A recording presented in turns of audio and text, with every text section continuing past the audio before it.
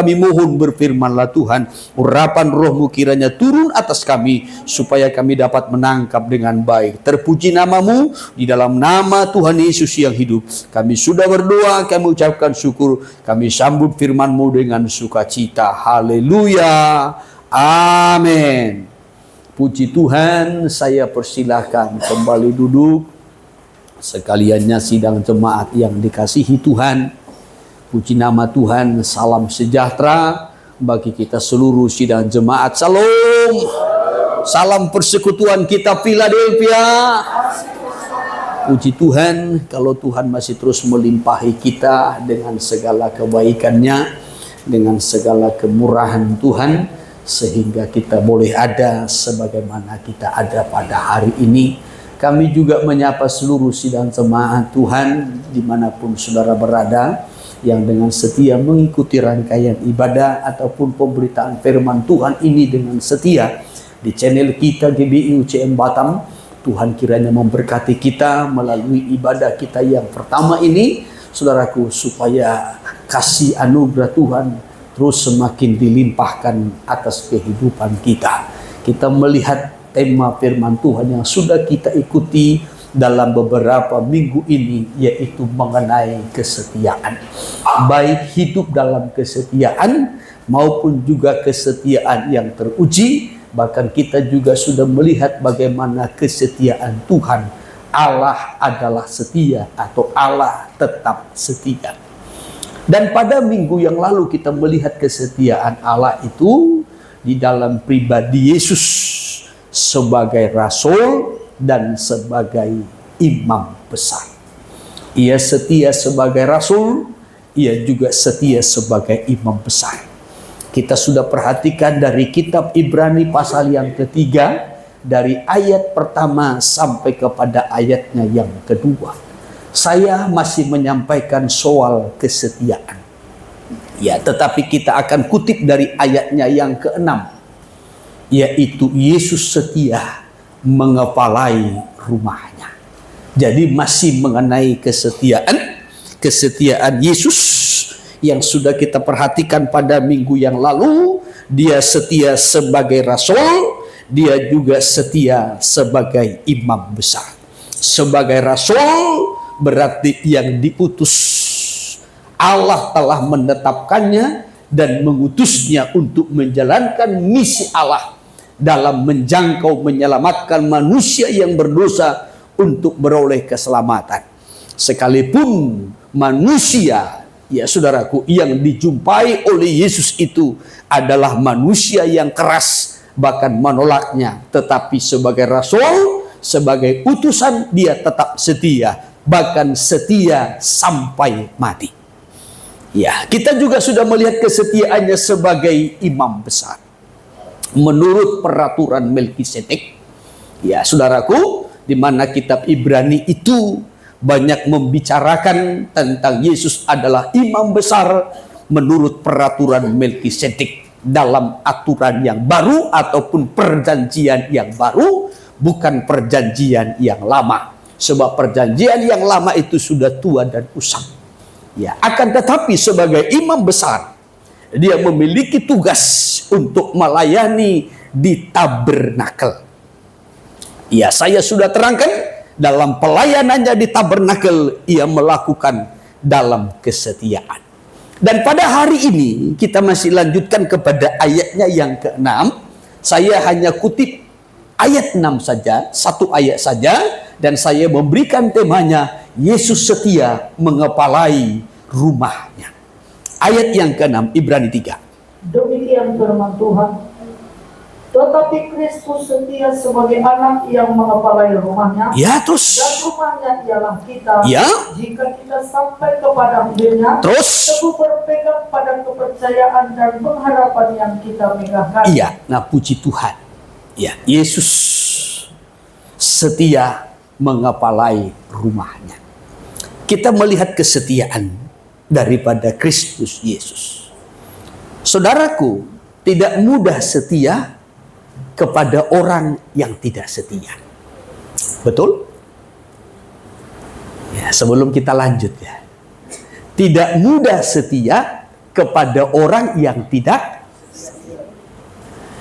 Tidak mudah setia kepada teman yang tidak setia. Tidak mudah setia kepada pasangan yang tidak setia.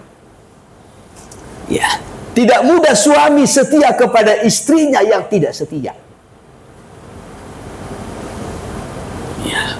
Kita sudah melihat pada minggu yang lalu, ya, bagaimana cemburunya seorang suami, ya, melihat istrinya kalau memiliki tingkah sikap yang berbeda. Ya, saya sudah sampaikan secara hukum Taurat pun ada hukumnya. Kalau suami mencurigai istrinya dan cemburu, maka istri itu harus dihadapkan kepada imam dengan membawa korban persembahan. Ya, kalau istri itu dicurigai, ya, mulai mengasihi, terpikat kepada laki-laki lain. Tetapi secara rohani kita juga sudah melihatnya, menggambarkan bagaimana cemburunya Tuhan kalau kita juga tertarik kepada yang lain, baik kepada berhala-berhala maupun kepada dunia. Allah kita itu adalah Allah yang cemburu dan akan menghukum sampai kepada keturunan yang ketiga, bahkan sampai kepada keturunannya yang keempat. Kecemburuan Tuhan itu sangat mengerikan kalau ditunjukkan melalui penghukumannya.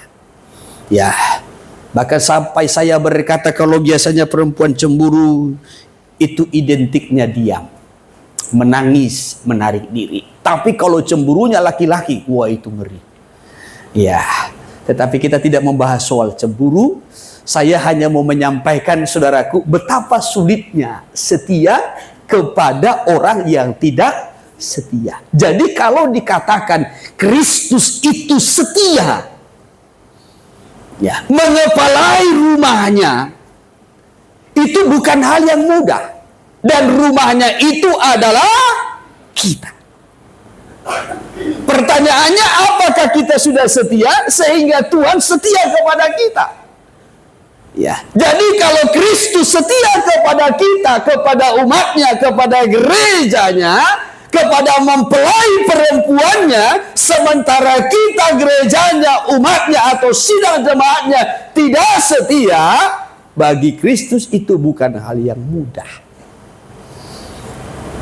Ya, untuk setia kepada orang yang tidak setia itu bukan hal yang mudah. Kembali kita perhatikan ayatnya yang ke-6 ini. Mari saya minta sekali lagi dibaca dulu dengan perlahan. Demikian. Ya. Tetapi Kristus setia sebagai anak yang mengepalai. Kristus setia sebagai anak, ya, yang mengepalai rumahnya. Ya, jadi ini masih koma ya. Di sini menunjukkan kesetiaan Kristus, kesetiaan Tuhan. Ya, terus. Dan rumahnya ialah. Nah, kita garis bawahi lagi. Dan rumahnya ialah kita. Jadi kita ini adalah rumah Allah, rumah Tuhan, atau kita ini adalah baitnya Tuhan. Amin. Ya, saya kutip dari sini dulu, saudaraku. Bagian yang pertama, saya mau kasih tunjuk dulu bahwasanya kita ini adalah rumah Tuhan atau kita ini adalah bait Allah. Kalau dulu dalam perjanjian lama Tuhan menyuruh manusia untuk membangun rumah bagi Tuhan, menjadi tempat kehadiran Tuhan di tengah-tengah umatnya, sehingga Tuhan menyertai umatnya dan Tuhan memberkati umatnya. Ya. Jadi dalam perjanjian lama Tuhan menyuruh manusia. Ya. Keluaran pasal 25 ayat 8 dan ayat 9 lalu diulang kembali dalam ayatnya yang ke-40. Dalam ayatnya yang ke-8 itu dikatakan engkau harus, ya, membuat bait suci, kemah suci ataupun tabernakel sesuai dengan contoh yang kuberikan kepadamu, kata Tuhan. Tuhan berfirman kepada manusia, kepada Musa dan kepada bangsa Israel supaya mereka membuat rumah bagi Tuhan menjadi tempat kehadiran Tuhan. Ya, mari kita lihat dulu dengan perlahan-lahan Keluaran 25 dari ayat 8 dulu kita lihat. Dan mereka harus membuat tempat kudus bagiku. Mereka harus. Ya, harus ya. Nah, mereka ini menunjuk kepada manusia. Mereka harus membuat tempat kudus bagiku. Tuhan berkata kepada Musa, mereka atau umatku atau bangsa Israel harus membuat tempat kudus bagiku terus. Supaya aku akan diam di tengah-tengah. Supaya aku diam di tengah-tengah mereka. Kata diam itu kalau dalam bahasa Inggrisnya disebutkan bertabernakel. Supaya Allah berdiam ataupun bertabernakel. Ya, di tengah-tengah umatnya. Terus. Menurut segala apa yang kutunjukkan kepadamu, Ya. sebagai contoh kemah suci dan sebagai contoh segala perabotannya, Ya. demikianlah harus kamu membuat. Lalu Tuhan memperlihatkan kepada Musa, ya, sebuah contoh ataupun gambar bagaimana rumah yang hendak dibangun untuk Tuhan menjadi tempat kehadiran dan tempat kediamannya, tempatnya bertabernakel atau tempatnya berhadirat. Ya. Jadi Tuhan memberikan contoh ataupun gambar. Maka biasanya bangunan itu harus ada gambarnya. Ya. Supaya dibangun sesuai dengan gambar. Ya, saudara, baik itu marketing di perumahan, ya biasanya itu ada gambar. Ya, perumahannya belum dibangun, tapi sudah ada gambar. Ya, maka gambar itulah, brosur itulah yang dijual-jual. Iya kan? Ya, dengan pintarnya berkata-kata, dengan mengolah kata. Kan kira-kira begitu. Ya, jangan tersinggung. Saya pun pernah marketing kok. Ya.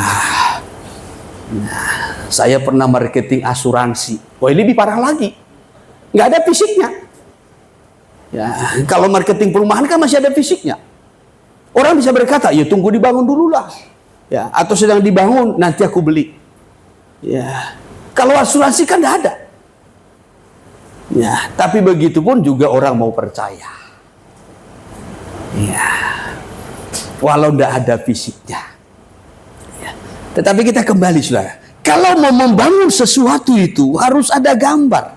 Jadi sebelum bait suci itu, sebelum rumah Tuhan itu dibangun, Tuhan memperlihatkan gambar kepada Musa di atas gunung. Ya, Tuhan berkata, seperti inilah rumah yang hendak dibangun untukku, tempat aku hadir, tempat aku berdiam atau berhadirat, kata Tuhan. Ya, contohnya seperti ini, ada peralatan-peralatannya, ada halamannya, ada ruang kudusnya, ada ruangan maha kudusnya. Ini peralatan di halaman, ini peralatan di ruang kudus, ini peralatan di ruangan maha kudus. Begini panjangnya, begini lebarnya, begini tingginya. Tuhan memberikan semua dengan baik. Tetapi yang membangun pada waktu itu, yang Tuhan perintahkan adalah manusia. Ya, kita lompat dulu ayat 40. Ayat 40. Demikian. Ya. Ayat 40. Dan ingatlah, Ya. bahwa engkau membuat semuanya itu menurut contoh yang telah ditunjukkan kepadamu. Terus? Iya. Nah, semua itu harus engkau buat menurut contoh yang telah engkau lihat di atas gunung itu, kata Tuhan. Ya. Kenapa ini dibangun? Kenapa Tuhan menyuruhnya membangun? Supaya Tuhan tadi hadir ataupun berhadirat.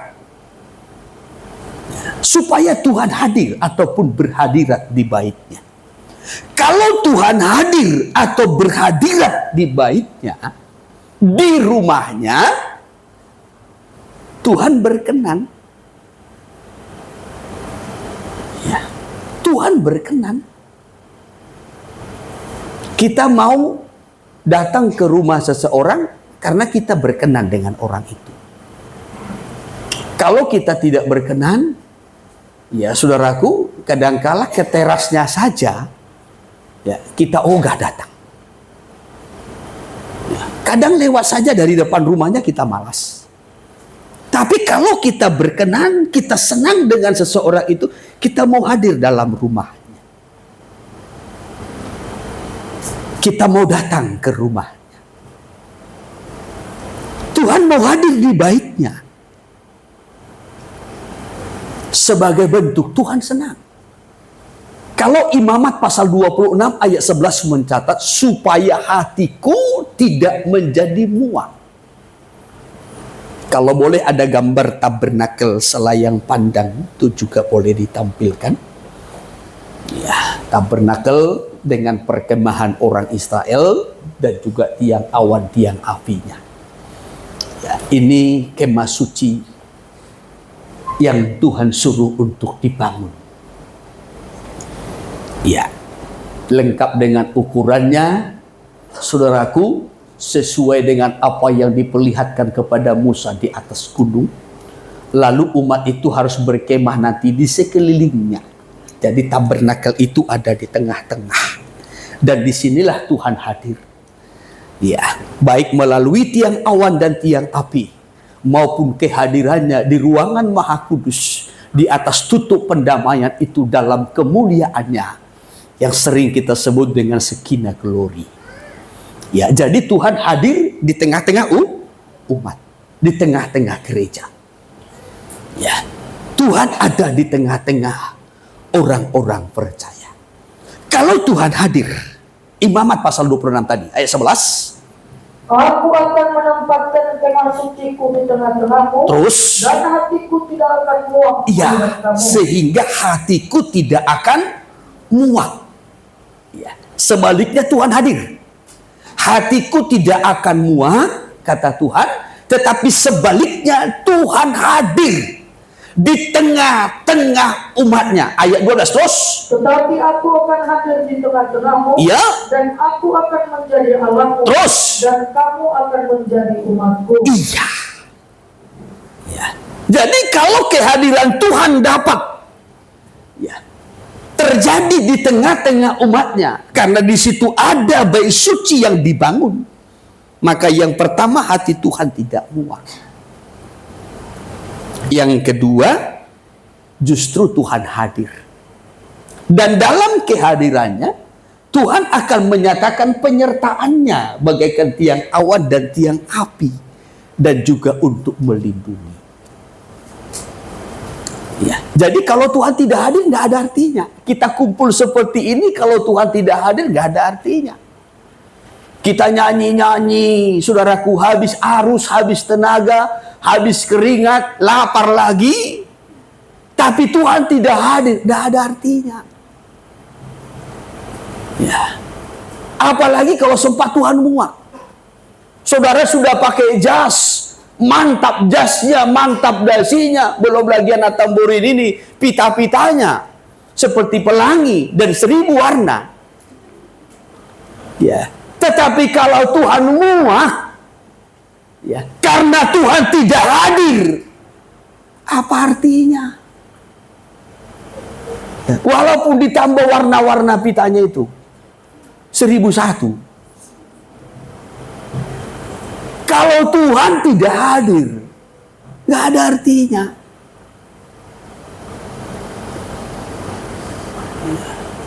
Maka supaya Tuhan hadir, tadi dikatakan dalam Keluaran pasal 25, ya, mereka harus membuat bait suci, kemah suci atau rumah untuk Tuhan. Yang disuruh Tuhan untuk membuat rumah baginya, tempat kehadirannya, tempat dia berhadirat, supaya Tuhan tidak muak, melainkan Tuhan hadir dan Tuhan menyertai umatnya dalam perjalanan. Yang disuruh Tuhan adalah manusia.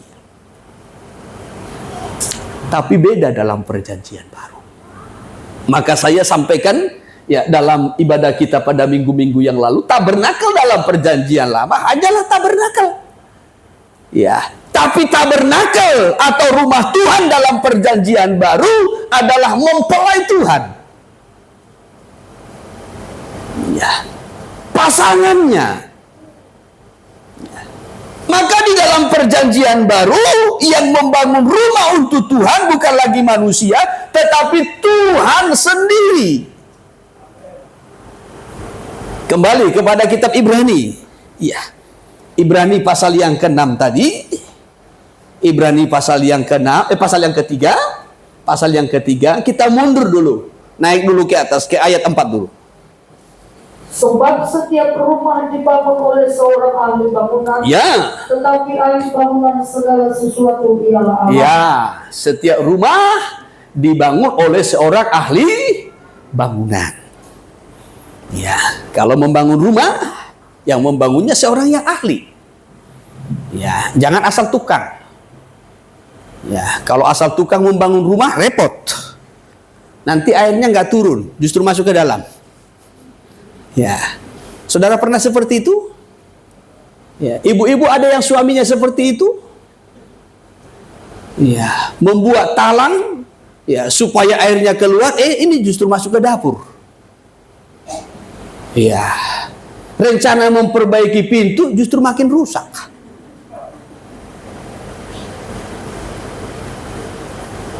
Ya. Ini slogannya. Pipanya itu agak sumbat, ya, makin diperbaiki suaminya, justru sumbat total. Nah, ini karena bukan ahli. Kalau mau membangun sesuatu atau mau membangun rumah, harus orang yang ahli. Ya. Tetapi dilanjutkan di sini. Tetapi ahli bangunan segala sesuatu ialah Allah. Ahli bangunan segala sesuatu. Kalau mau membangun nikah rumah tangga, siapa ahlinya? Hah? Loh. Maka baca dengan baik. Sebab setiap rumah dibangun oleh seorang ahli bangunan. Ya, kalau sebuah rumah dibangun oleh seorang yang ahli bangunan. Ya, tetapi dilanjutkan, tetapi ahli bangunan segala sesuatu ialah Allah. Itu tidak hanya ahli membangun rumah, tetapi ahli membangun segala sesuatu. Ya. Maka kalau kita mau membangun nikah rumah tangga, ahlinya yang dapat mengajar kita, menolong kita adalah. Maka kalau mau belajar nikah rumah tangga, jangan belajar kepada manusia, tapi belajarlah kepada. Kalau saudara belajar kepada manusia, nanti susah.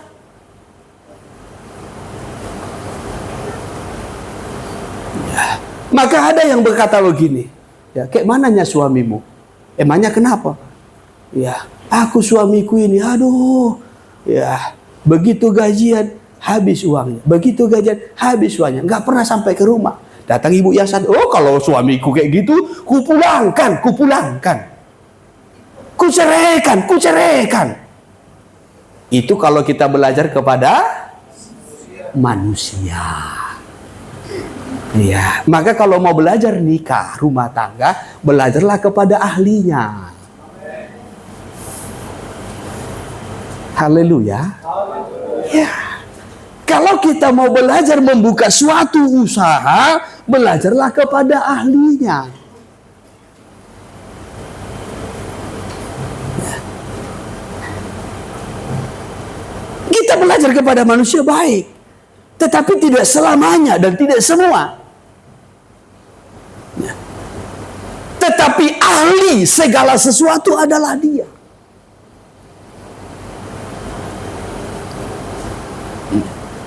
Kalau kita mau membangun, kalau kita mau, ya sudah, mengajar anak-anak kita dengan baik dan benar, belajar kepada ahlinya. Kalau kita mau menangani perekonomian kita dengan baik, belajar kepada ahlinya. Nggak salah saudara belajar ekonomi, ikut seminar ekonomi, atau mungkin juga kuliah jurusan ekonomi.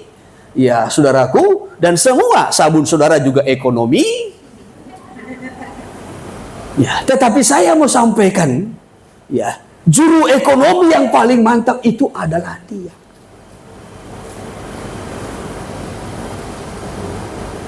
Maka dalam ayat yang keempat ini bagian B-nya ini, tetapi ahli bangunan segala sesuatu ialah ahli bangunan segala sesuatu. Ya, tidak hanya membangun rumah, tidak hanya membangun gedung. Ya, saudaraku, tidak, tetapi segala sesuatu yang kita bangun, baik kehidupan rohani kita, baik rumah tangga, baik ekonomi kita, saudaraku, segala sesuatu yang kita bangun, ahli segala sesuatunya itu adalah Kristus Tuhan. Nah, kembali kita perhatikan. Kalau tadi kita melihat, sebagai anak dia setia, mengepalai rumahnya. Dan rumahnya itu ialah kita. Rumahnya itu kita. Kalau di dalam perjanjian lama, untuk membangun rumah bagi Tuhan, Tuhan menyuruh manusia. Tetapi dalam perjanjian baru, dalam kitab Ibrani 3 ayatnya yang keempat ini, dia adalah ahli bangunan segala sesuatu. Dialah yang membangun rumah untuk menjadi tempat kediamannya. Dan kita, saya dan saudara, akan Tuhan pakai sebagai batu-batu hidup untuk membangun rumah yang menjadi tempat kehadiran atau kediamannya. Kita 1 Petrus pasal yang kedua. Kita 1 Petrus pasalnya yang kedua. Ya, Tuhan mau pakai kita menjadi batu-batu yang hidup. Ayat 4. Demikian firman Tuhan. Ya. Dan datanglah kepadanya ya, batu yang hidup itu, batu yang hidup yang terus memang dibuang oleh manusia, terus, tetapi yang dipilih dan dihormat di hadirat Allah. Iya, terus ayat 5. Dan biarlah kamu juga dipergunakan sebagai batu hidup. Biarlah kamu juga dipergunakan sebagai batu hidup. Terus, untuk pembangunan suatu rumah. Untuk pembangunan suatu rumah rohani. Iya, terus. Bagi suatu imamat kudus. Iya, terus. Untuk mempersembahkan persembahan rohani yang karena Yesus Kristus. Iya. Berkenan kepada Allah. Nah, puji Tuhan.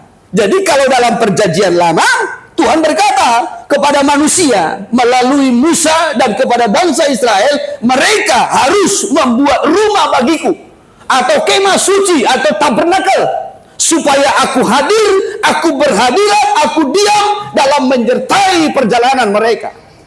Tetapi di dalam perjanjian baru, dia adalah ahli bangunan, bahkan ahli bangunan segala sesuatunya.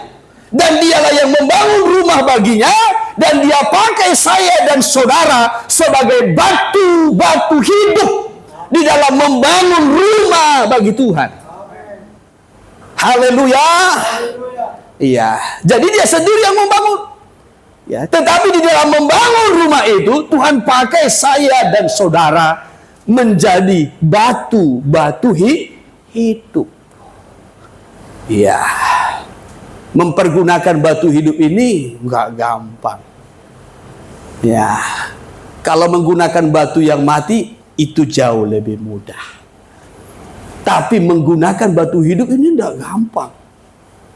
Ya, dalam membangun rumah Tuhan, gereja kita yang di depan ini, saudaraku, untuk nanti kita boleh lanjutkan kemari, kita sambung kemari.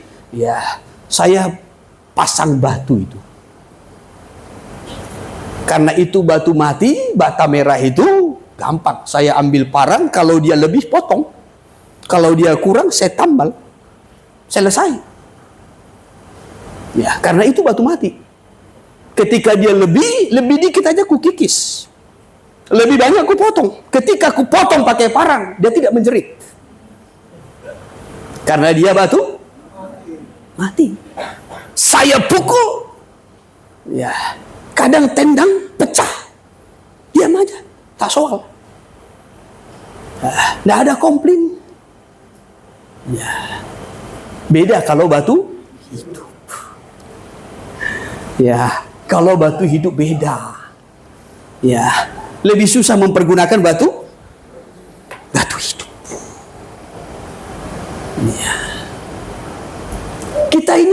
kan batu hidup. Saudara mana lebih suka, batu hidup atau batu mati?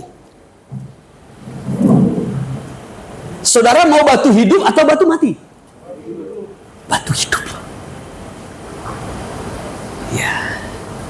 Karena batu hidup ini mau memberontak. Ya, batu hidup mau menjerit. Batu hidup mau melawan. Orang hidup. Ya, sakit dikit aja menjerit. Ya, sakit dikit aja pun bersungut-sungut. Ya. Ada orang sedikit aja nggak boleh sakit. Ya. Tidak tahu ibu-ibu begitu. Kalau sedikit aja sakit, udah langsung merengek-rengek sama suaminya. Ya. Ada yang begitu? Nggak ada? Nggak ada yang mau ngaku? Nah. Ada juga katanya.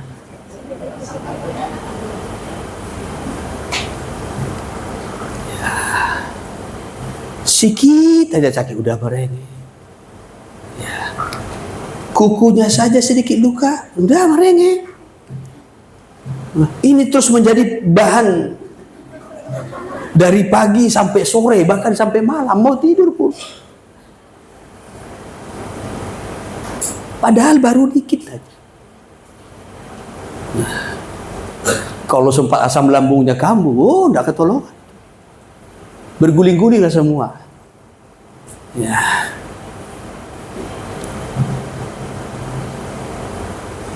Tapi sepertinya di sini diam aja.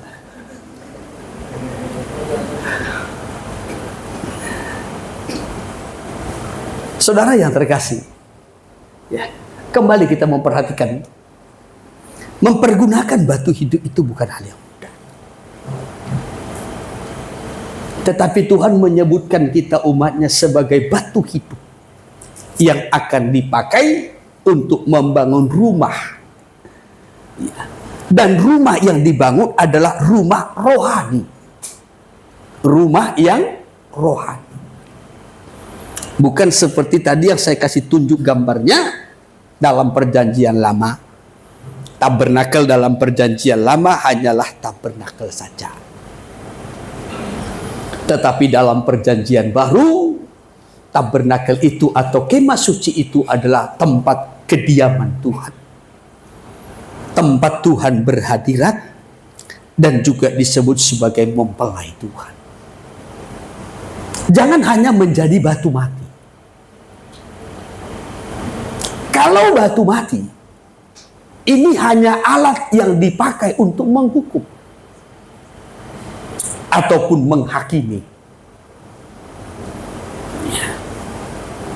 Kalau di dalam Taurat, kalau ada orang yang berzina, itu harus dirajam dengan batu.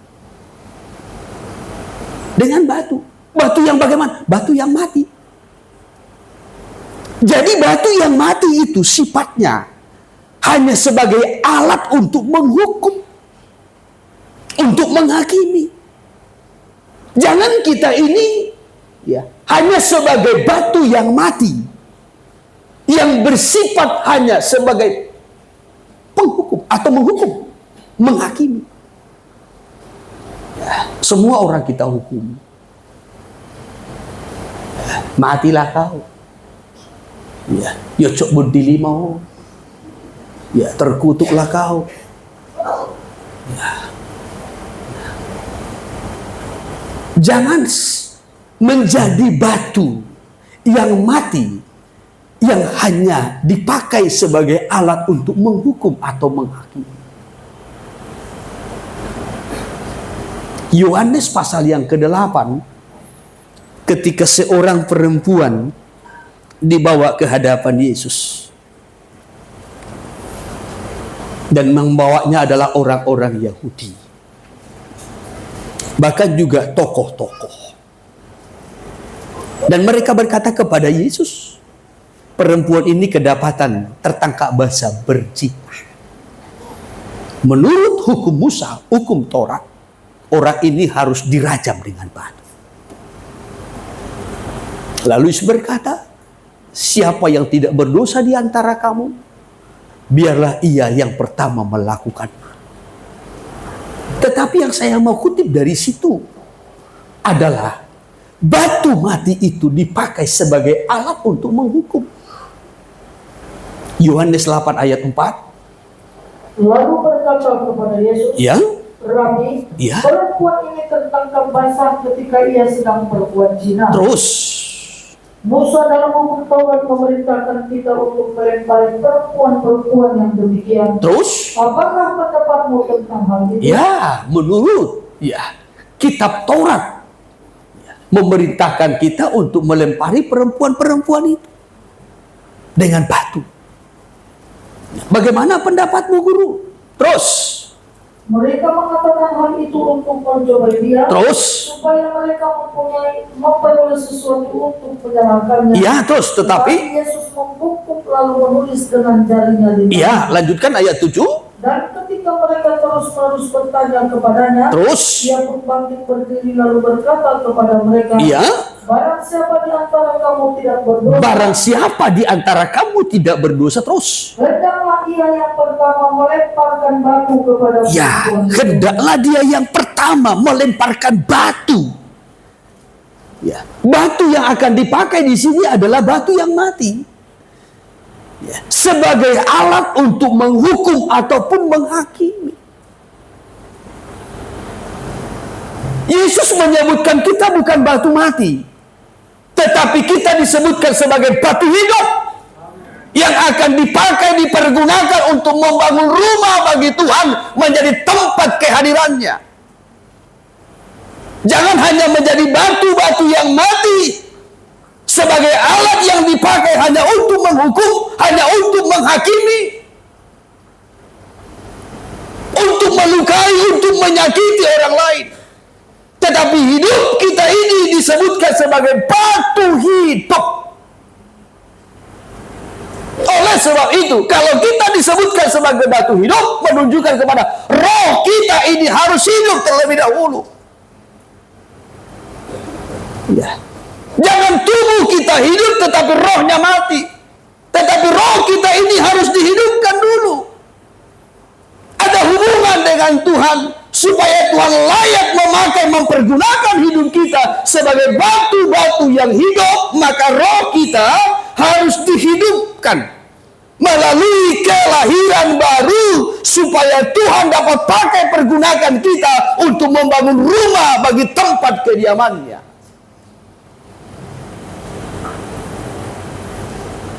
Haleluya. Ya, jadi rohnya dulu hidup. Ada hubungan persekutuan dengan Tuhan. Kalau rohnya hidup, tentunya hidupnya itu akan bergairah. Ya, rohnya akan bergairah, semangat rohaninya itu akan bergairah. Ya. Jadi disebutkan tadi sebagai batu hidup. Dan dilanjutkan untuk pembangunan suatu rumah yang rohani. Itu ya, 1 Petrus 2 ayatnya yang kelima tadi, untuk pembangunan suatu rumah yang rohani. Jadi setelah rohnya hidup, maka juga harus hidup secara rohani. Ya, tidak hidup mengikuti keinginan daging, dan juga tidak hidup mengikuti keinginan duniawi. Ya, saya percaya saudara sudah mengerti apa yang dimaksudkan dengan keinginan daging. Kalau dalam kitab Galatia pasalnya yang kelima ayat 19 sampai kepada ayat 21 itu kan diteter. Perbuatan daging telah nyata. Hawa nafsu, percabulan, ya, keserakahan, nafsu jahat dan seterusnya. Ya, di situ ada diteter, saudaraku. Ya, sampai 15-18. Ya, kita perhatikan perbuatan-perbuatan daging. Bahkan dalam kitab Kolose pasal 3, dari ayatnya yang kelima sampai kepada ayatnya yang ke-9. Ya, di situ soal keduniawian. Ya, tentu ini semua harus ditinggalkan. Kita tidak lagi hidup secara daging, tidak lagi hidup mengikuti keduniawian.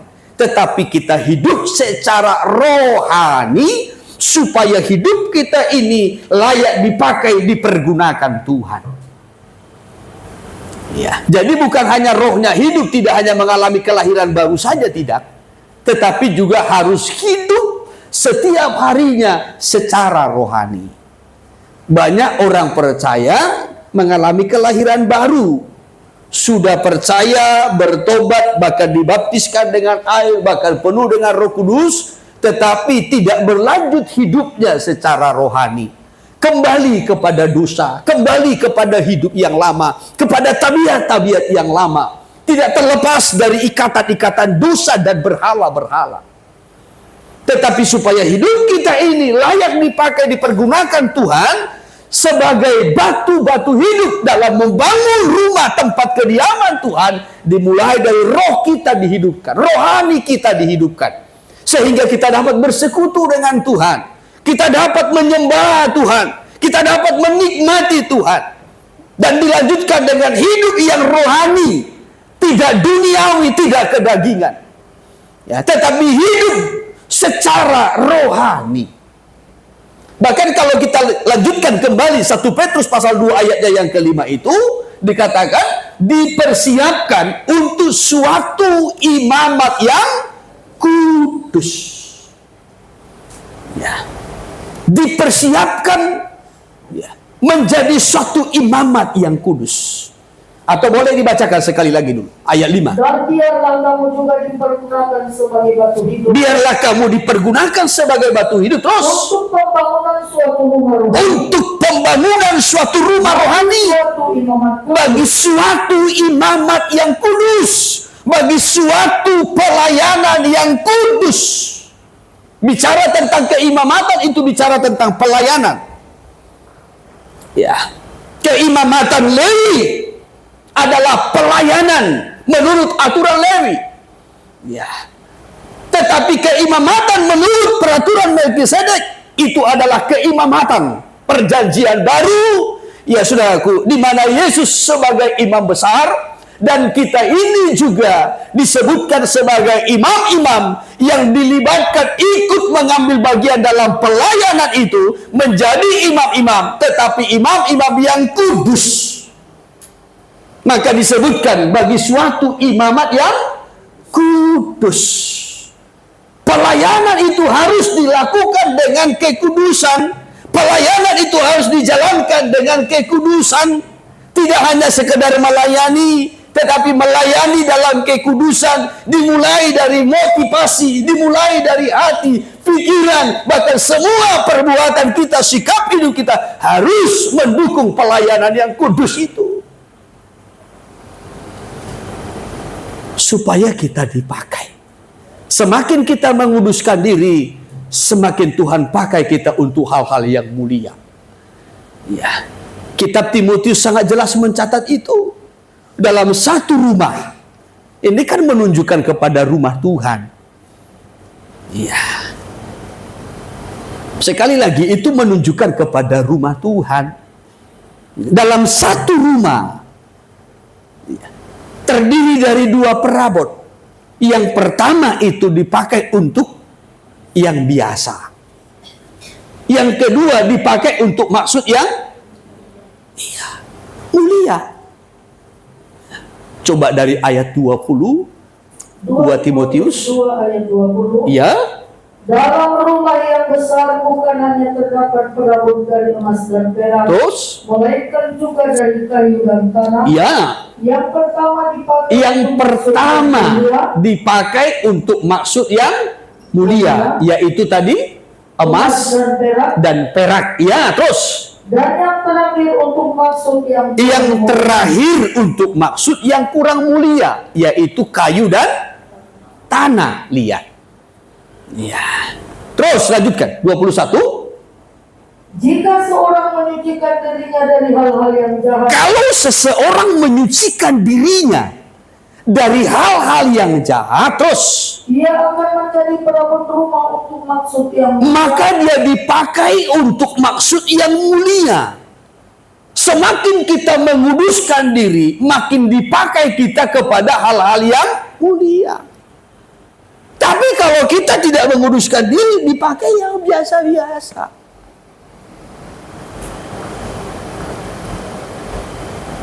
Kalaupun dipakai yang biasa. Ya, karena melayani dalam kedagingan, melayani dalam dosa, melayani dalam tabiat yang tidak berubah, melayani tapi hati dan pikirannya duniawi. Ya. Ini tidak bisa dipakai untuk hal-hal yang mulia. Yang dipakai untuk hal-hal yang mulia itu adalah orang-orang yang menguduskan hidupnya, dirinya. Baik hatinya, motivasinya, pikirannya, bahkan seluruh hidupnya, nikah rumah tangganya, termasuk masa mudanya. Saudara yang dipakai melayani di masa mudamu, bersyukurlah. Tetapi bukan hanya sekedar dipakai, ya biasa-biasa saja. Saya percaya kita semua pasti rindu menjadi orang yang luar biasa. Amin. Ya, kalau orang hanya mau yang biasa-biasa saja, ya sudah begini sajalah. Ini karena ininya nggak jalan. Ya, karena ininya nggak jalan. Nah, itu bedanya orang pintar dengan orang bodoh. Ya, kalau orang pintar akan mempekerjakan orang. Tapi kalau orang bodoh, ya ia akan mencari kerja kepada orang. Ya.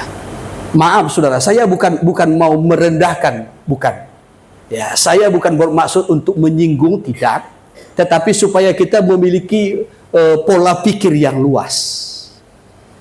Ya, kalau orang bodoh dia menerima keadaannya, ya apa boleh buat, sudah begini keadaan, dijalani saja.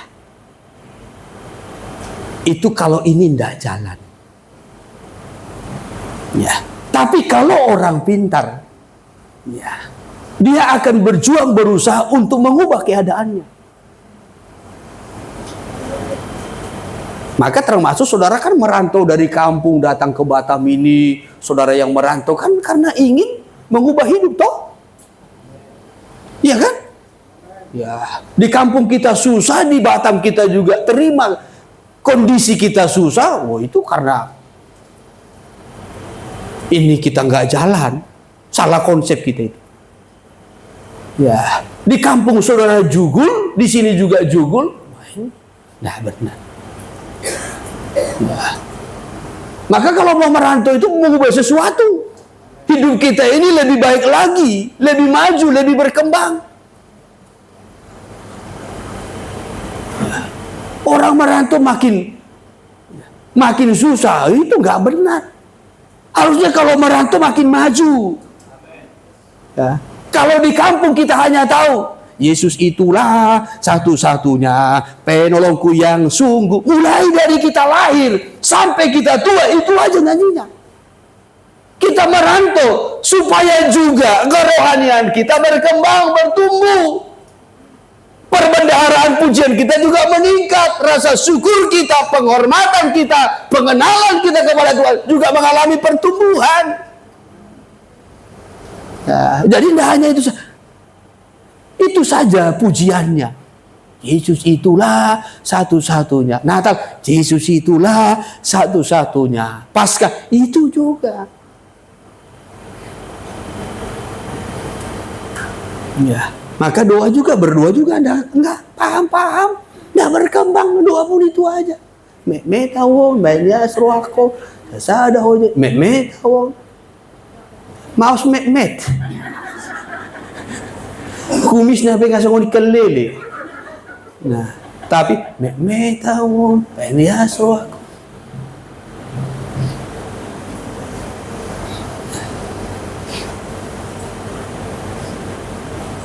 Kita merantau kan mau berkembang toh? Ya. Saudara yang terkasih, ya. Jangan mempertahankan yang lama. Ya. Baik pola pikir kita yang lama maupun konsep kita yang lama. Orang-orang muda kalau dipakai Tuhan dalam melayani. Ya. Jangan merasa puas dengan pelayananmu. Ya. Yang sudah engkau tekuni, yang sudah engkau lakukan. Ya. Jangan katakan, ya memang inilah nasibku, inilah bagianku. Ya. Terimalah apa adanya. Karena saudara tidak berkembang ini.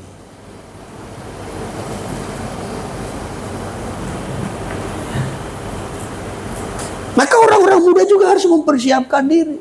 Terlebih menguduskan diri. Ya, menguduskan diri. Maka nasihatnya dalam ayat 22 kan. Orang-orang muda, jauhilah nafsu orang. Sebab nafsu orang muda ini akan menghalangi pertumbuhan rohani kita. Ayat 22 dulu sebentar kita lihat. Sebab itu jauhilah nafsu orang muda. Jauhilah nafsu orang muda terus. Tegaklah keadilan. Ya. Kesetiaan, Terus. kasih dan damai bersama-sama dengan mereka. Ya. Yang berseru kepada Tuhan dengan hati yang murni. Ya, itu yang harus dikejar. Terus hindarilah. Hindarilah soal-soal yang Ya, dicari. hindari. Ya, soal-soal yang dicari-cari. Ya. Jangan justru mencari soal-soal. Ya, ada persoalan pun justru harus dihindari. Ya, amin. Jangan justru mencari persoalan. Ya. Kita dalam hidup ini saja pun sudah banyak persoalan. Dalam nikah sudah banyak persoalan. Dalam pekerjaan sudah banyak persoalan. Dalam pelayanan pun kita menghadapi banyak persoalan. Maka janganlah mencari lagi Ya, jangan tambahi persoalanmu. Ya, amin. Ya. Kalau ada sesuatu yang mendatangkan persoalan, hindari. Jangan lanjutkan. Nah, jangan katakan, maksudmu apa? Ya. Hindari. Ya. Jangan langsung berdiri pondinya, besar matanya. Ya, keras suaranya. Hindari. Ya. Hindarilah soal-soal yang dicari-cari, yang bodoh dan tidak layak. Engkau tahu bahwa soal-soal itu menimbulkan pertengkaran. Ya. Maka sebelum bertengkar, hindari.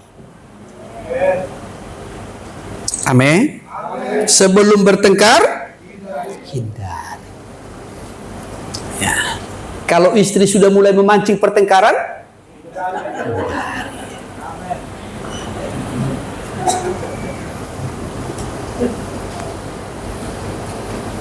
Haleluya.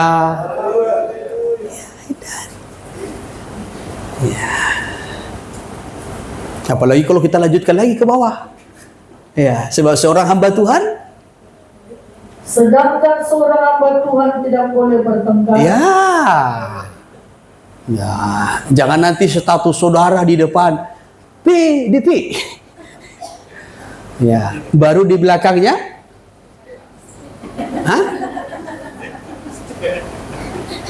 di PM, diploma practical ministry.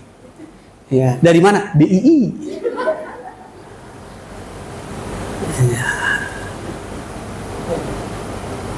Hindari. Ya, tapi kita naik dulu ke atas dulu ayat 22 ini. Ya. Saya tertarik di sini dengan orang-orang muda. Sebab itu jauhilah nafsu orang. Jauhi nafsu orang muda. Apa yang dimaksud dengan nafsu orang muda? Kesenangan-kesenangan orang muda. Dalam bahasa sehari-hari. Ya, bahasa sehari-hari. Jauhilah kesenangan-kesenangan orang muda. Jauhilah kesenangan-kesenangan orang muda. Orang muda ini kan mau yang senang-senang aja. Yang senang-senang, yang ngasih-kasih, yang ogah-ogah, yang happy-happy. Maunya gitu aja. Ya. Coba kalau orang muda ini diajak menderita, aduh.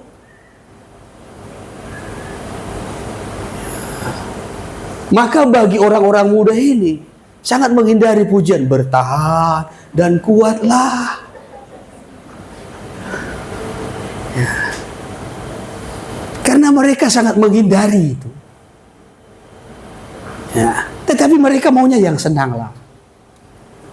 Maka kalau semua orang-orang muda ini kita program, kita ke pantai tanggal sekian, semangat ini semua. Ya. Tapi kalau kita buat program hari Minggu tanggal 1 Desember kita KKL dan korban yang paling besar dari orang muda, lebih semangat lagi.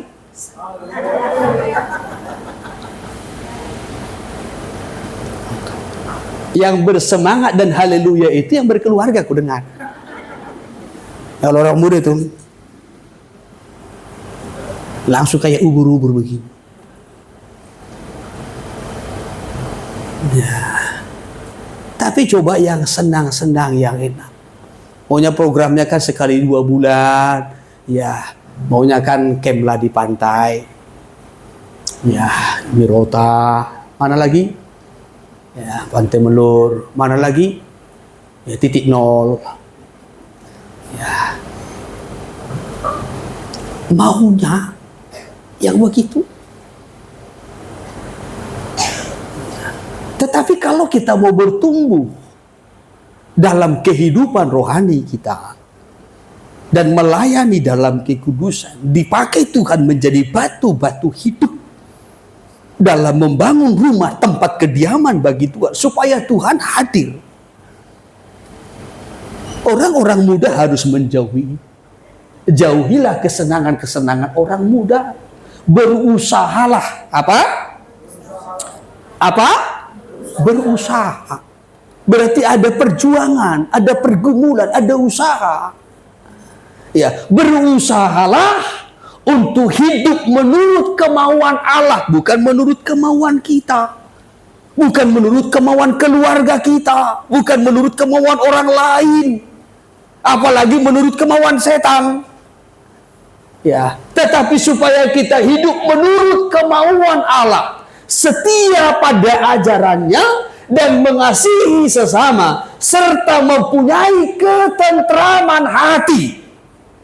Orang-orang muda kalau mau melayani harus memiliki ketentraman hati, ketenangan, sejahtera.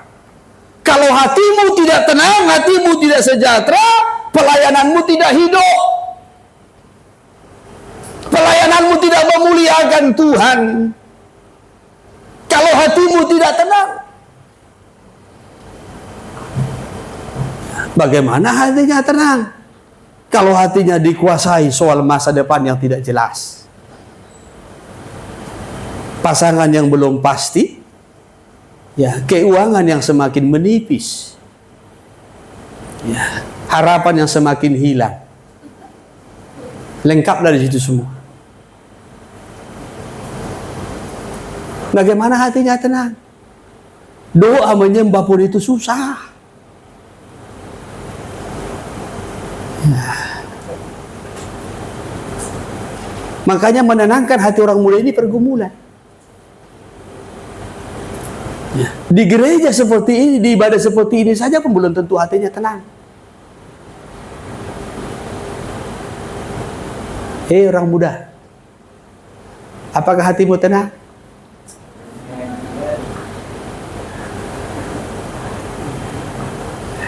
Ada yang mau jujur mengaku hatinya tenang? Ya, saya ada pindahan kok.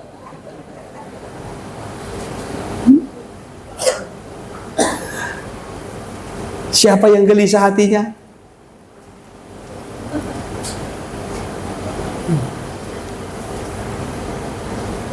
Kan itu persoalan orang muda, hatinya saja gelisah. Ya.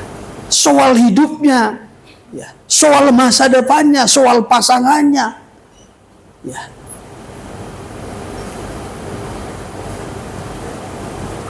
Itu membuat hati tidak tenang. Maka kepada Timotius kan diingatkan oleh Paulus melalui suratnya ini. Ini kan surat dari Paulus yang kedua kepada Timotius. Ya, dengan kata lain, Timotius, kalau engkau mau dipakai untuk maksud yang mulia, engkau harus menguduskan dirimu. Dari mana? Dari kesenangan-kesenangan orang muda. Berusahalah, berjuanglah. Bagaimana supaya engkau dapat menyenangkan hati Tuhan, mengambil hati Tuhan, berkenan bagi Tuhan, dan tenangkan hatimu. Jangan ragu soal masa depanmu, jangan ragu soal hidupmu. Haleluya. Ya. Nah, gimana nggak ragu, Pak? Umurku sudah sekian. Muncul saja belum. Matahari sudah bolak-balik, dia belum muncul.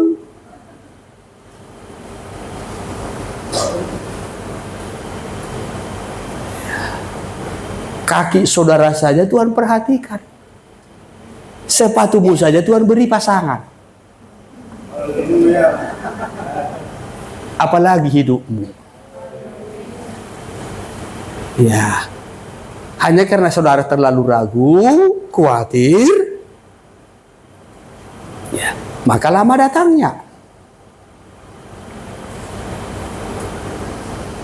Ya. Haleluya.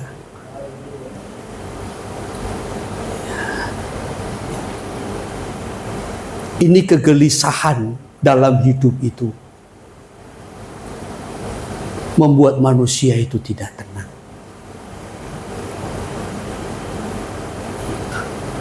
Tuhan tahu ada dua persoalan yang paling berat dalam hidup manusia. Maka sebelum dia naik ke sorga, dia berkata, jangan takut dan gelisah hatimu.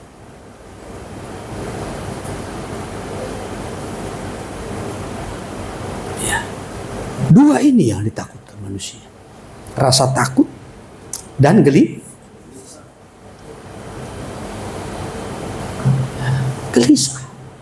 Ada yang gelisah hatinya?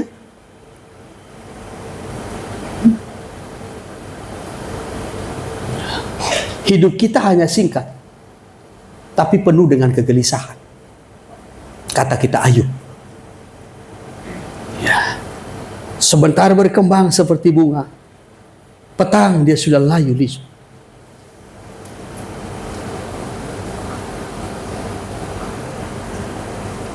Itu kalau saudara nanti baca itu dalam kitab Ayub pasal 14 dari ayat 1 sampai kepada ayat 2. Jadi kegelisahan itu membayangi. Dan justru karena kita gelisahlah, maka kita tidak mendapat. Karena gelisahlah, maka tidak mendapat. Ya. Dalam Ayub pasal 3 dikatakan begini, apa yang kutakutkan, itu yang jadi. Apa yang kucemaskan, itu yang menimpa hidup. Coba sebentar.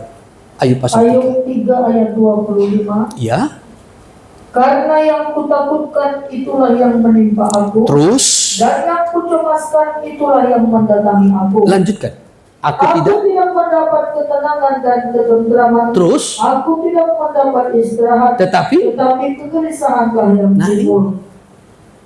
Ya, makanya susah istirahatnya. Karena gelisah terus. Ya, gelisah. Nah, karena gelisahnya nanti jam 11 malam pun pergi ke jembatan 1.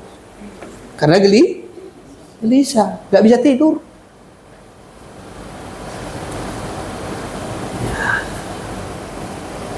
Tetapi apa yang ditakutkan, apa yang digelisahkan, apa yang dicemaskan, justru itu yang menimpa.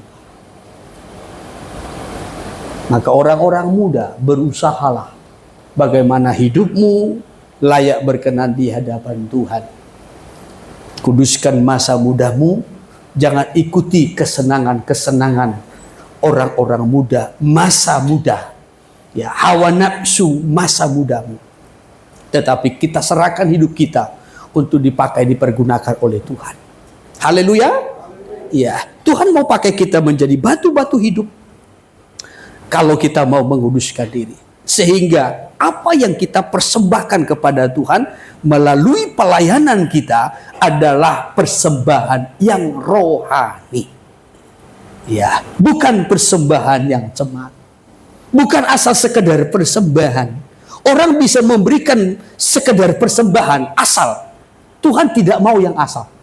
Tuhan mau persembahan yang kudus. Tuhan mau persembahan yang berkenan. Tuhan mau persembahan yang rohani. Ya. Persembahan yang rohani itu dimulai dari hidup yang rohani. Hidup yang kudus.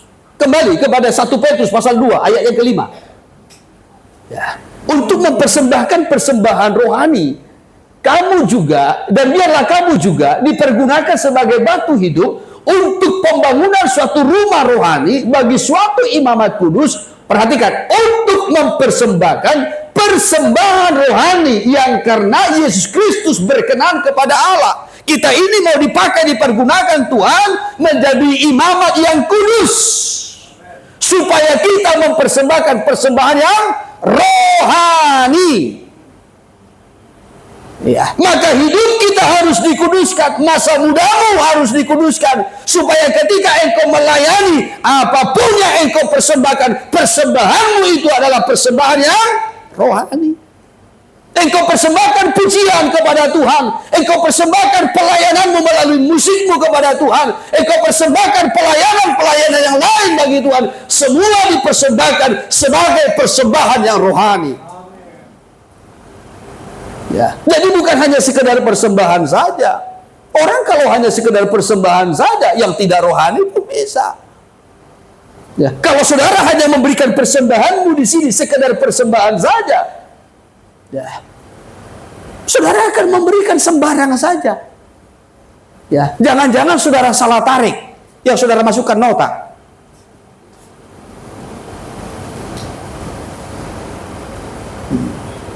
Atau struk tadi dari Indomaret, atau bungkus permen. Ya, rencana mau dibuang ke tong sampah, masukkan kantong dulu. Pas persembahan lupa, di mana tadi persembahannya, di mana bungkus permen. Dikira di sini persembahannya pada bungkus permen, di sini persembahannya. Lupa, mana tahu. Ya.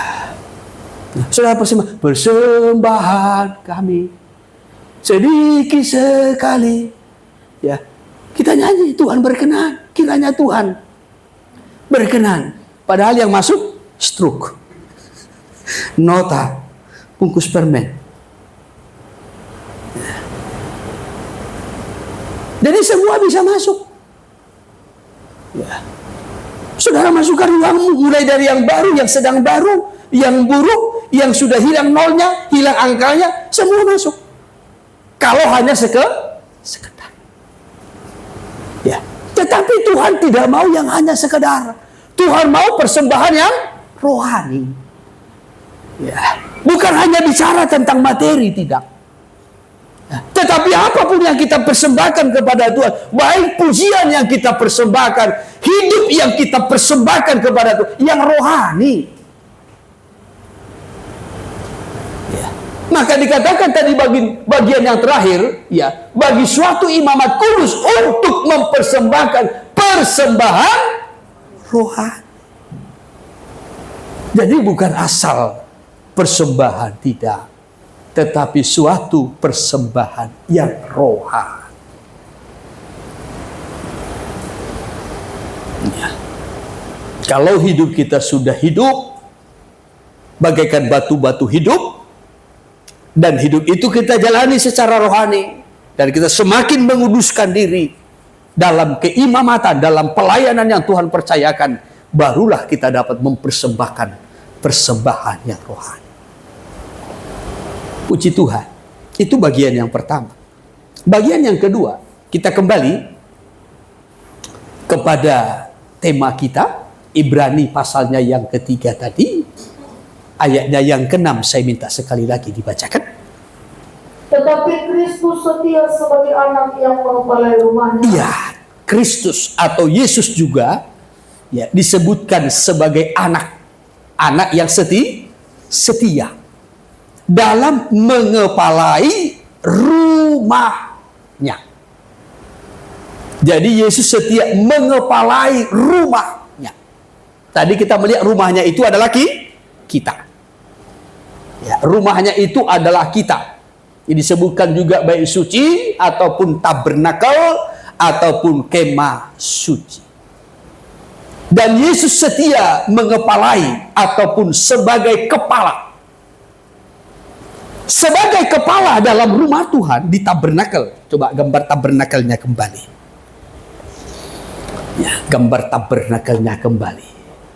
Ya, sebagai kepala di tabernakel di kemah suci ini adalah imam besar. Itu yang menjadi kepala. Kepala bait suci, kepala tabernakel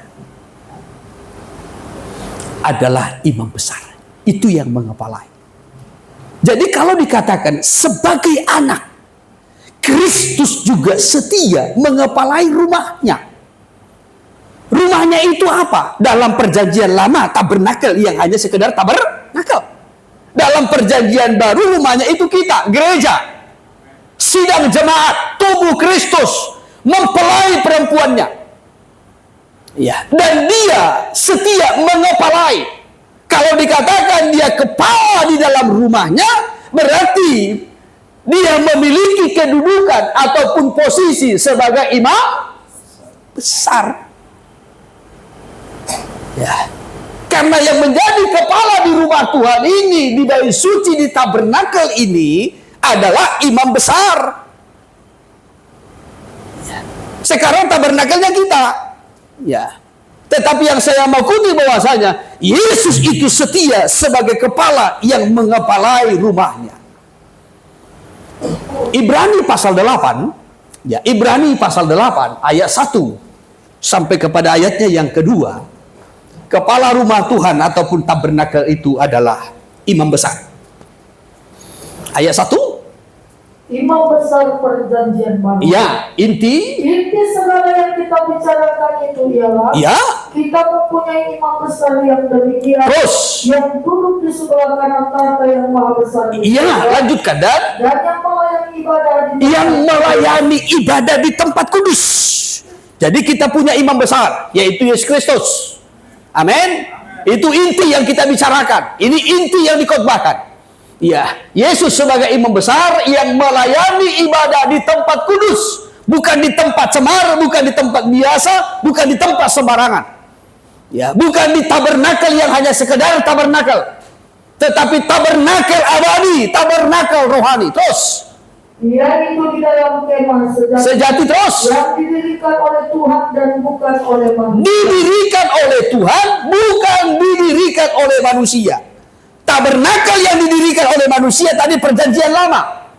Tapi tabernakel yang dibangun oleh Tuhan adalah perjanjian baru.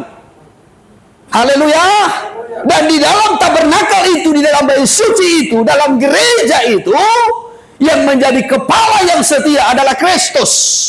Berarti sebagai imam besar. Ya, sebagai imam besar. Dan sebagai imam besar dia melayani di bait suci.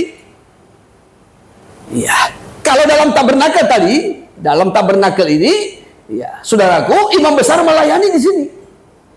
Sampai ke ruangan Maha Kudus. Ya, dalam ibadah lain saya sampaikan dia sampai masuk ke ruangan Maha Kudus, menembus pintu tirai, membawa dua hal. Darah dari halaman, dari mezbah korban bakaran, dan juga pedupaan dari atas mezbah dupa. Dibawa masuk ke ruangan Maha Kudus, melewati pintu tirai. Ya. Jadi tabernakel ini, kemah suci ini, rumah Tuhan ini, dilayani oleh imam besar. Dia kepala di situ. Ya. Sekarang tabernakel rohani, kemah suci rohani yang bukan dibangun oleh manusia, tapi dibangun oleh Allah. Itulah gereja. Itulah mempelainya. Yang melayani di dalam itu adalah Yesus sebagai imam besar. Dan dia kepala. Kita lanjutkan dulu ayat 3. Ibrani 8 tadi ayat 3. Sebab setiap imam besar ditetapkan untuk mempersembahkan korban Ya. dan persembahan. Terus. Karena itu Yesus perlu mempunyai sesuatu untuk dipersembahkan. Ya. Jadi dia mempersembahkan sebagai imam besar, dia mempunyai sesuatu untuk dipersembahkan, yaitu dirinya sendiri. Darahnya sendiri yang dipersembahkannya. Dia melayani di tabernakel ataupun di rumah Tuhan, dan rumah Tuhan itu adalah kita. Amin. Oleh sebab itu ketika kita datang beribadah kepada Tuhan, kita harus bisa merasakan kehadiran Tuhan. Kita harus bisa merasakan lawatan Tuhan dalam hidup kita. Kita harus bisa merasakan pelayanan Tuhan dalam hidup kita melalui pembelaan dan pemeliharaannya. Jangan kita datang beribadah ke rumah Tuhan, tetapi kita tidak merasakan pelayanan imam besar. Ya. Di dalam ibadah itu, dalam tabernakel itu, yang dibangun oleh Tuhan, bukan dibangun oleh manusia. Yang menjadi pelayan di situ adalah imam besar, Yesus. Maka di tengah-tengah ibadah kita, kita harus bisa merasakan kehadirannya dan pelayanannya sebagai imam besar. Bisa ditangkap? Amin. Ya. Rasakan pelayanannya. Dia kepala rumah Tuhan yang setia.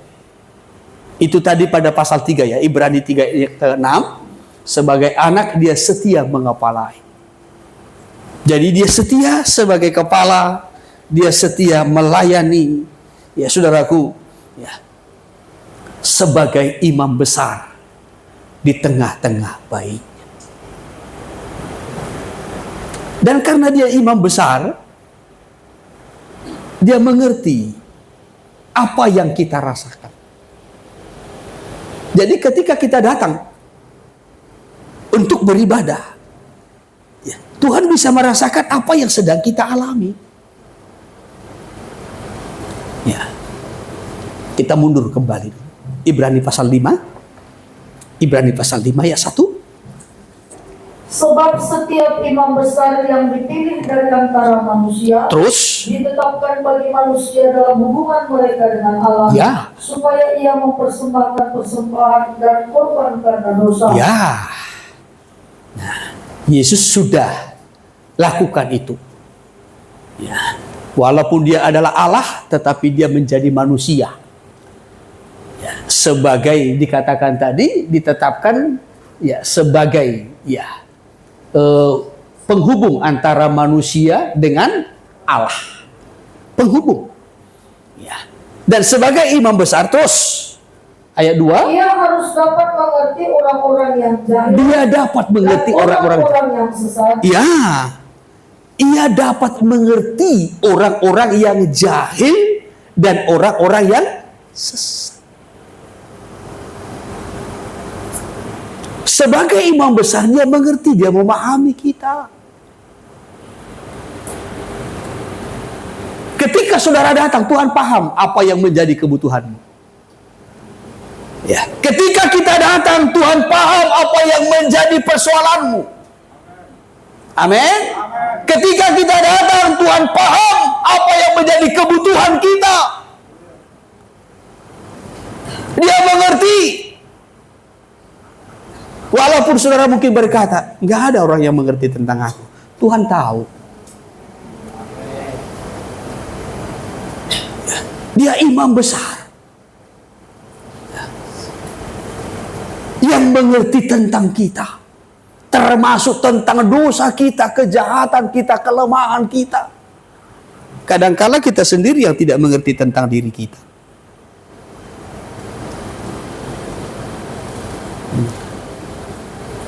Maka kalau ditanya, kau kenapa? Enggak tahu lah. Kenapa enggak tahu? Ya aku aja enggak tahu tentang diriku. Enggak paham diriku. Kita saja enggak paham tentang diri kita. Ya. Kenapa kau begitu? Dulu kau bersemangat. Dulu kau setia. Kenapa sekarang? Enggak tahu lah. Ya. Aku sendiri pun bingung katanya. Saudara sendiri bingung tentang diri saudara. Tetapi saya mau sampaikan, Tuhan mengerti tentang dirimu. Haleluya. Iya.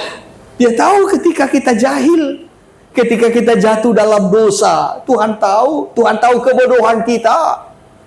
Tuhan maklum. Ya. Saudara mungkin berkata, inilah kelemahanku. Nah, inilah kelemahanku. Memang kalau di gereja rohani kalinya aku. Ya, apalagi kalau sudah nyanyi semangat. Ya, setelah nyanyi nanti semangat, dengarkan firman Tuhan, Pak Gembala khotbah, ya enak kali kurasa, nyaman kali. Tapi inilah, kalau udah hari Senin, ketemu lagi, jumpa lagi, ya dengan dunia, celuk bah, dah balik lagi.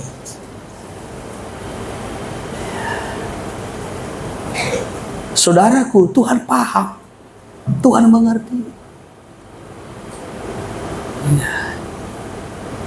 Maka tiap minggu kita berkata, pulihkanlah, pulihkanlah. Tuhan mengerti. Dia imam besar yang memahami tentang kondisi kita, keterbatasan kita, kelemahan kita, dosa kita, kesesatan kita, penyimpangan kita. Tuhan tahu.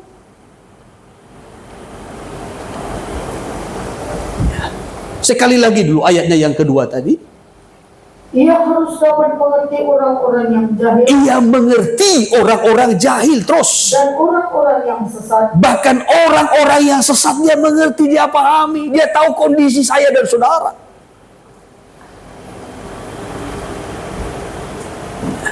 Tetapi walaupun demikian, dia melayani kita dengan setia. Amin. Dia mengepalai rumahnya dengan setia.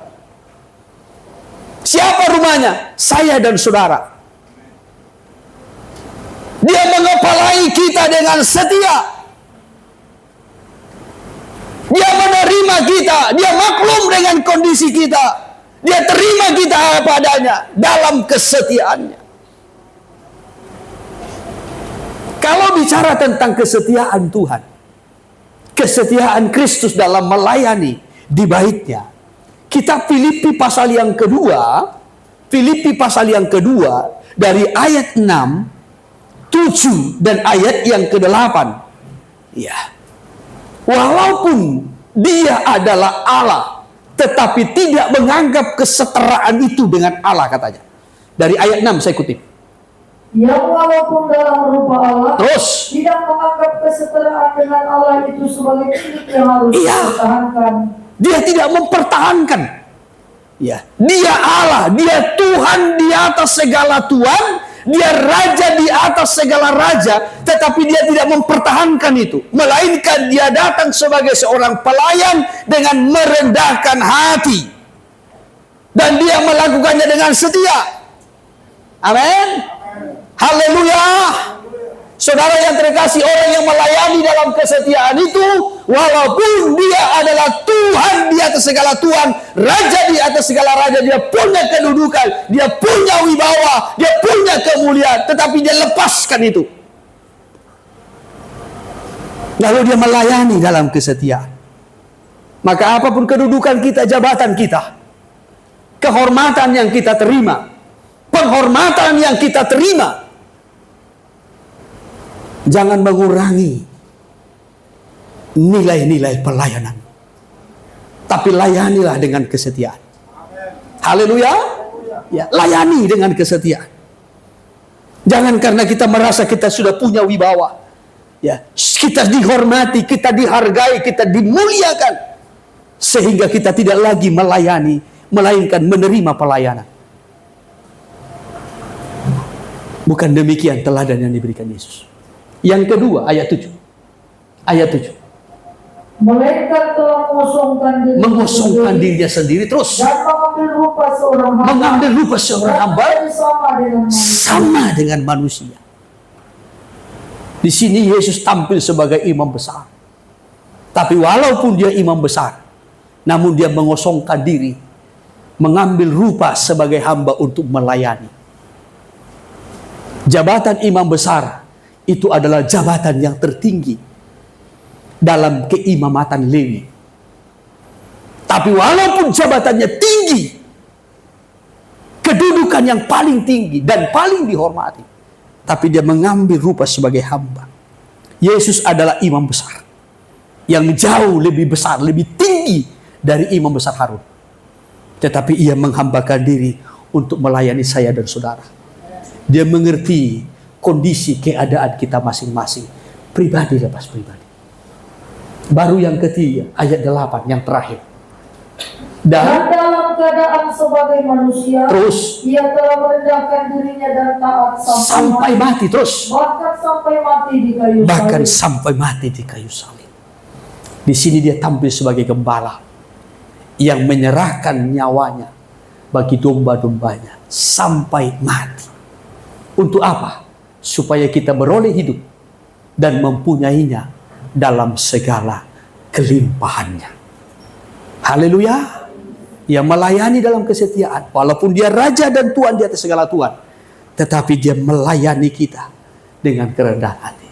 Dia imam besar, kedudukan yang paling tinggi dalam keimamatan, tetapi dia melayani, mengosongkan dirinya, menjadi hamba, menjadi serupa kita. Dia juga taat sampai mati, menyerahkan nyawanya seperti gembala yang menyerahkan nyawa bagi domba-dombanya supaya domba-dombanya beroleh hidup dan mempunyainya dalam segala kelimpahan. Haleluya. Saya batasi firman-Nya sampai di sini. Kiranya Roh Kudus menolong kita untuk mengerti. Tuhan memberkati kita.